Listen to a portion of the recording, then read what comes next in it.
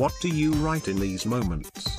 It is not easy, and even now, Fergie being Fergie, there is still that slightly unnerving feeling that one day he might go over everything that is written and take issue with any article that reads too much like an obituary for his liking. Somehow the image of him holding up one of the offending newspapers, rolling pin style, and threatening to swipe a journalist over the head, I have seen it happen, feels so much more natural than the idea of one of the greats of his profession lying, stricken, in an intensive care unit. The reality, of course, is that nobody can be sure what happens next. For now it is probably just enough that he has made it through the first 24 hours, that the statement from Old Trafford described his emergency operation as a success, and that, somehow, we all expect him to have different powers from the ordinary man. That is not really how it works, from a medical point of view, but this is Sir Alex Ferguson we are talking about, not any person, and my mind goes back to the promise he made to us on his 65th birthday. Ferguson was on great form that day. He talked about using his bus pass on the 4A to Govan Cross. He seemed to like the bottle of Pinot Noir that had been bought for him and, locked in one of his battles with Chelsea at the time, the card expressing the wish that it was better than the paint stripper Mourinho gives you. He made it sound that age, not Jose Mourinho, was now his toughest opponent, but he also made it clear he was ready to meet the challenge head-on. Then he raised himself off his seat and headed for the door, wearing a sunrise of a smile. "You haven't got rid of me yet," he called over his shoulder. "No matter how many times you've tried, I'm still here. You lot will all be gone before I am. I'll see you all off." When the shackles came off, you were reminded that time in his company was a privilege, both rewarding and fascinating. He always did like to have the last word, even when his Manchester United team won the European Cup on that sweet-scented night at Barcelona's Camp Nou in 1999. Ferguson made sure to gather all the first editions of the newspapers so he could scrutinize the early critiques. Back then the first editions had to be off stone so early that 9/10 of the match reports were written during the game, EA United losing, and filled with paragraph after paragraph pointing out where Ferguson had got it wrong.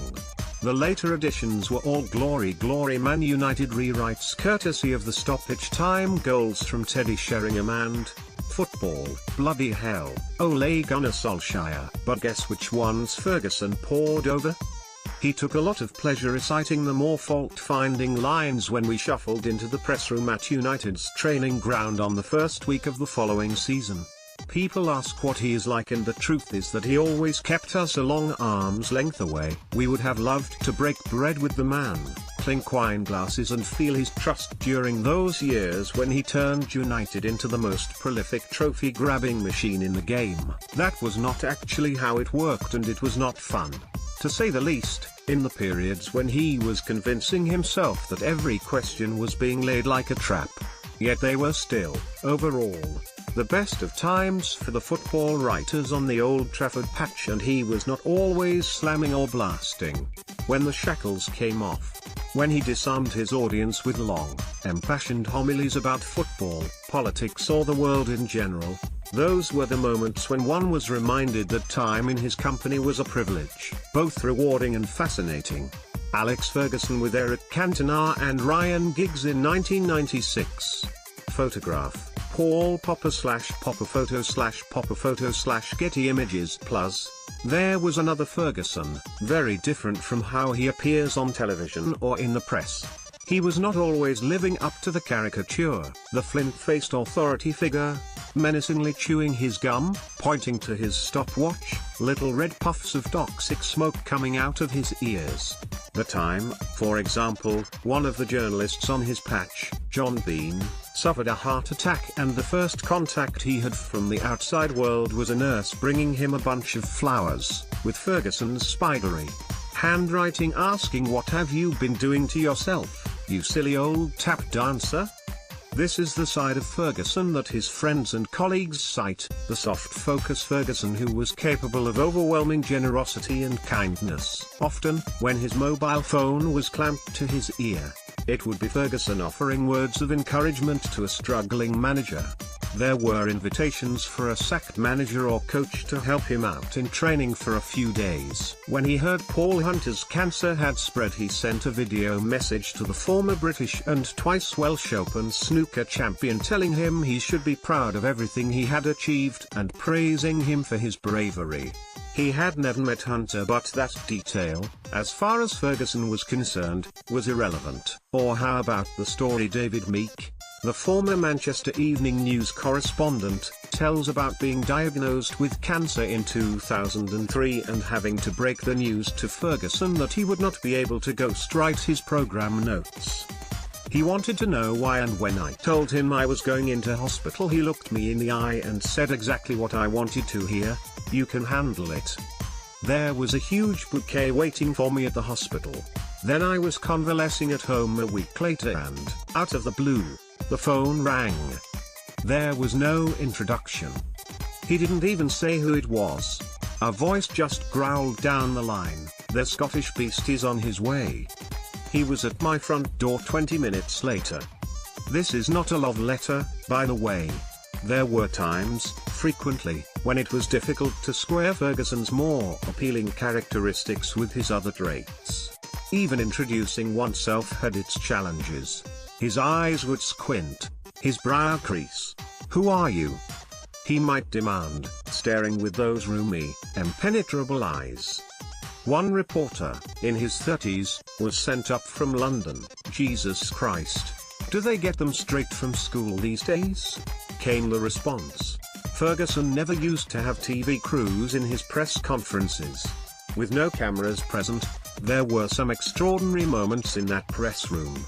He could be dictatorial and hostile. His temper could go off like a car alarm, and, in the worst moments, it seemed United were the hardest club in the world to cover. Every successful manager has to be, at times, a bit of a bastard, and Ferguson was the best in the business when it came to that part of the job, too. He had us all on the run at various times: journalists, referees, rival managers, the Football Association, everybody. Alex Ferguson in 1986, after taking over as Manchester United boss. Photograph: Manchester Daily Express/SSPL via Getty Images. Yet here is the thing: one always knew one was in the presence of greatness. No one managed at the highest level for so long. Nobody beat the system the way he did before retiring in 2013, after winning his 13th Premier League title.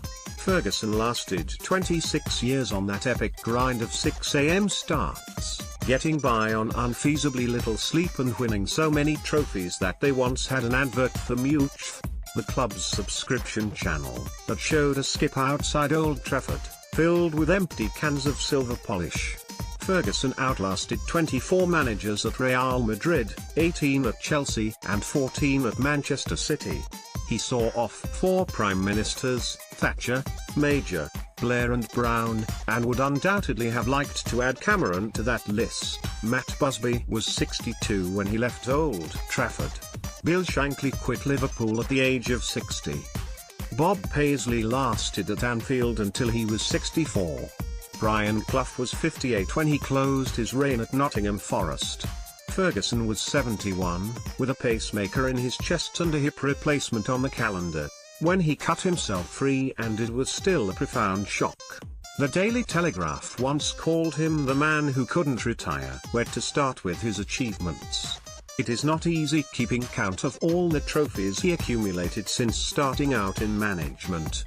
In 1974, at East Stirlingshire, where he inherited 8 players and no goalkeeper, there were 49 in total, and, to put it in context, Ferguson's 13 English championships is the same number that Arsenal, the third most successful club in the country, have managed in their 132-year history. For United there were also 2 European Cups, 2 Intercontinental World Cups, 1 European Cup Winners' Cup, 5 FA Cups, 4 League Cups, 1 Super Cup and 10 Community Shield wins. Manager of the Year? 10 of them. Manager of the Month? 27.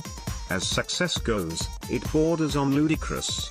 He is, without any doubt, the most significant and influential football person in the Premier League era, yet Ferguson's hold over the sport went further than just his trophy count. He is, without any doubt, the most significant and influential football person in the Premier League era, winning the first of his championships in the year it all started. Ferguson was the man who gave us the famous quote, "expletive removed," about knocking Liverpool off their perch. For Aberdeen, Ferguson proved it was possible to take on, and defeat, the old firm, winning the Scottish League title on 3 occasions, plus an assortment of other trophies and that never-forgotten victory against Real Madrid in the Cup Winners' Cup final. He moved to Manchester in 1986 to take over a side that had not won the league since 1967, and it has gone down in United folklore how, after trying unsuccessfully for 3 years to put that right, a banner appeared at Old Trafford calling for his removal with the words, "3 years of excuses and we're still crap, ta-ra Fergie." When Ferguson retired, the fan with the spare bedsheet and pot of paint produced another banner, "23 years of silver and we're still top, ta-ra Fergie." Ta-ra, indeed. The word legend gets used too often in football. Not in this case. To many people, he was the legend, the most successful manager in the history of British football, the most feared, too. Ferguson's temper was also the stuff of legend, and unless you have seen the hairdryer on full blast, it is difficult to find the words that adequately describe it. Whatever you imagine, it is worse, much worse.